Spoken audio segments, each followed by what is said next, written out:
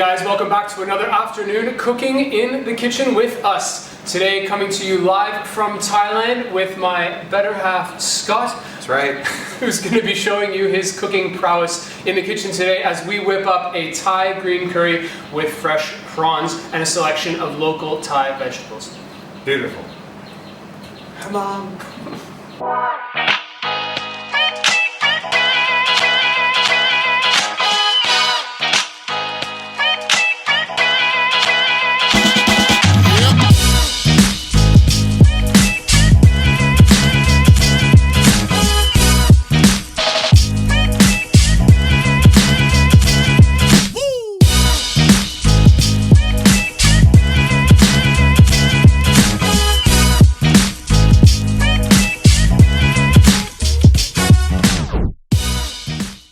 Okay, now before we get into working with the ingredients in front of us, we need to introduce the most important ingredient when you're cooking, and that is the wine that you drink while you cook.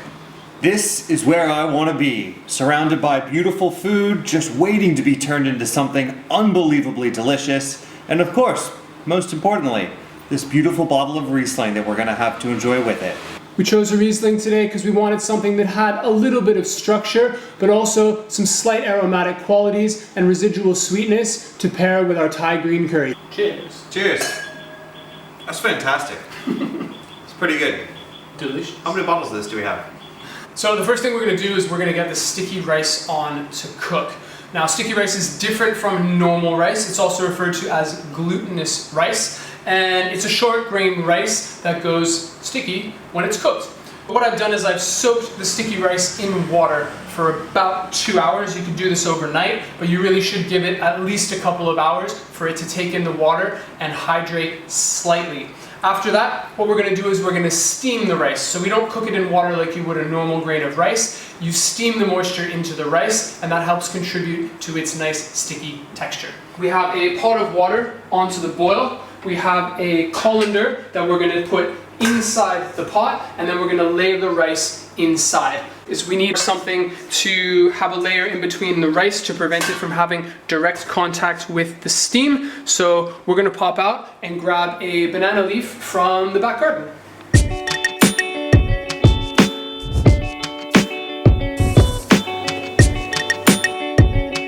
Don't try this at home, kids.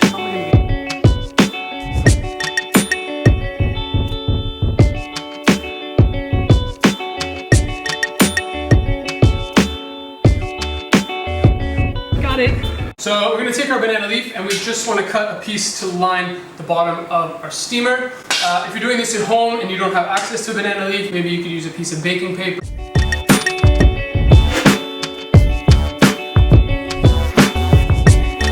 So as you can see, we've lined the bottom of the colander with our banana leaf. We have our soaked sticky rice on top, and we're going to drop it on top of the boiling water. Now make sure that the boiling water will not touch the bottom of the rice. We're just going to drop it in like that.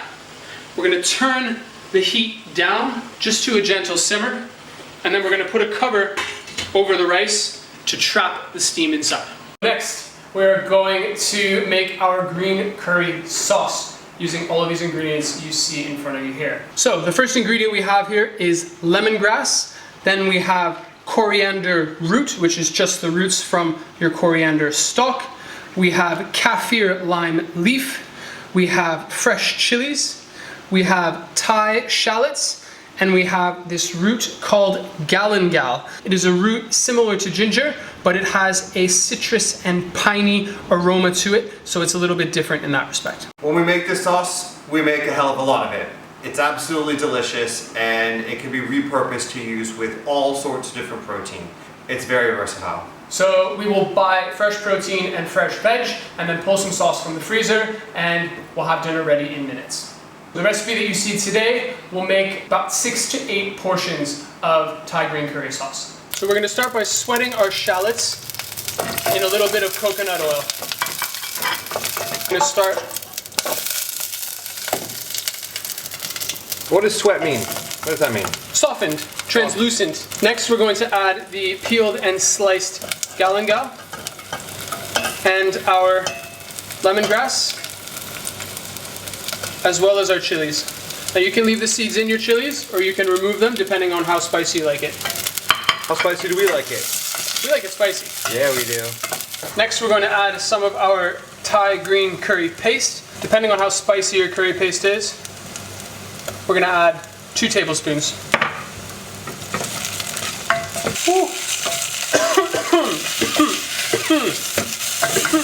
Oh yes. Next we're going to add our coconut milk.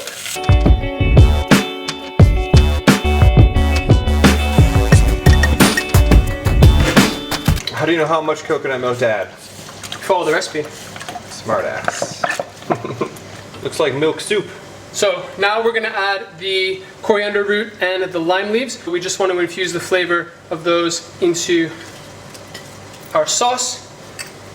We're going to add a pinch of salt, and we're going to keep an eye on that as it simmers for about 20 minutes.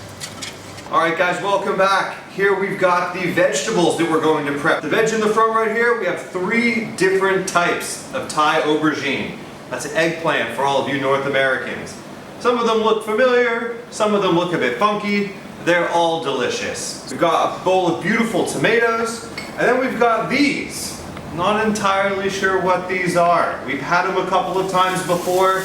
They're kind of like zucchini. Oh God! You gotta watch your stove. It's all looking good though. Just want to make sure nothing boils over too much. We'll put that back on some reduced heat. It's pretty straightforward stuff here. We're taking the Thai aubergines, removing the stems, and then cutting them in half. We're doing the same thing for these somewhat larger Thai aubergines. The tomatoes we're just going to dice. Do you mean, what do we do with the tomatoes? Tomato. It's all the same thing after you've had enough Riesling. Diced, chopped, cubed, quartered. Not sure what the word is for it, but we're cutting it into 4. I believe they're quartered, chef. Quartered, chef. With our fake Thai zucchini courgette, we're just going to remove the tops and cut rounds.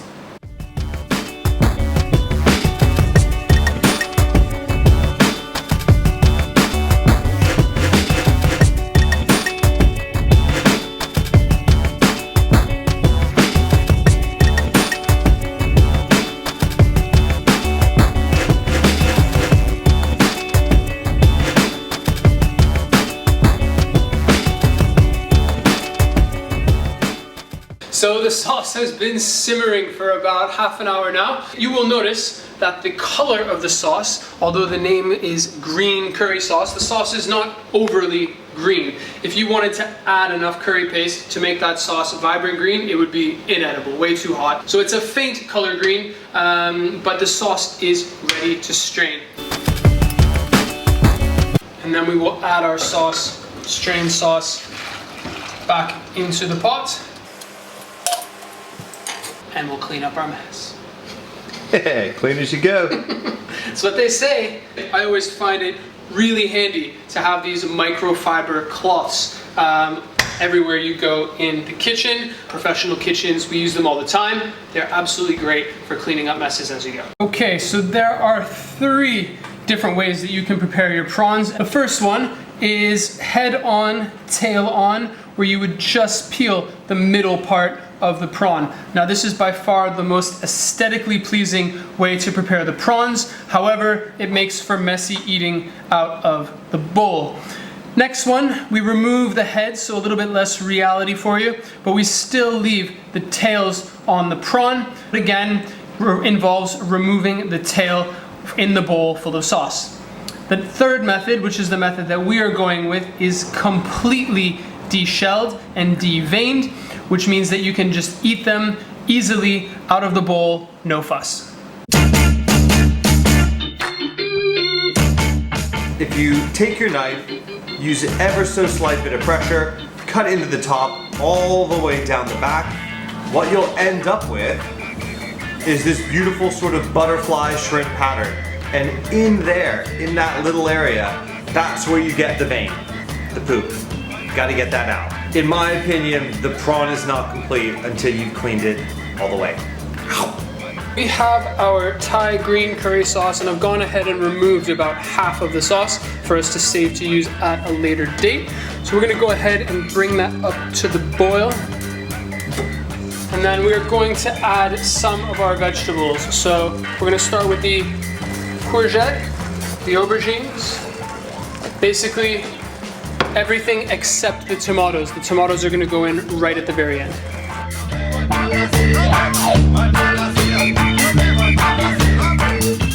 The sauce has been simmering for a good 15 minutes now. The aubergines and the courgette have softened, and we are going to add the tomatoes and the fresh prawns. What we want to do is bring the sauce to a rapid boil. Make sure it's really nice and hot in there, and then we're going to put our prawns and our tomatoes in. We're going to simmer it for about 10 or 15 seconds to bring that back up to the boil.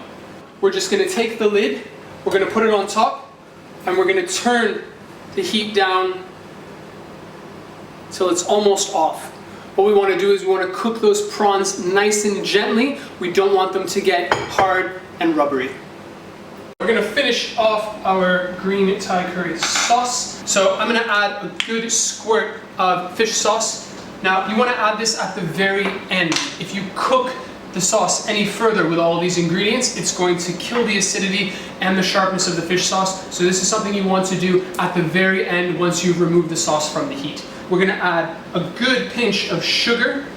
Thai food in general is quite sweet, although you may not notice it at first. And then we're going to season with fresh lime juice. We have our sticky rice. So we'll try and get an equal mix of prawns and veg.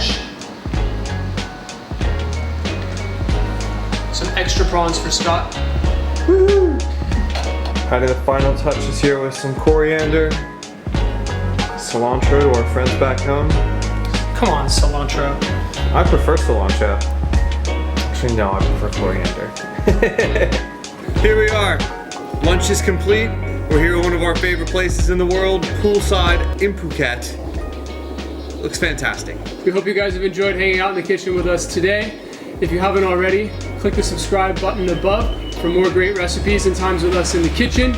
If you have any comments down below from your own attempts at trying this recipe at home, please let us know what you think. And we hope to see you back with us sometime soon to cook another great recipe in the kitchen with us. Thanks for sharing, guys. Bon appetit. Bon appetit.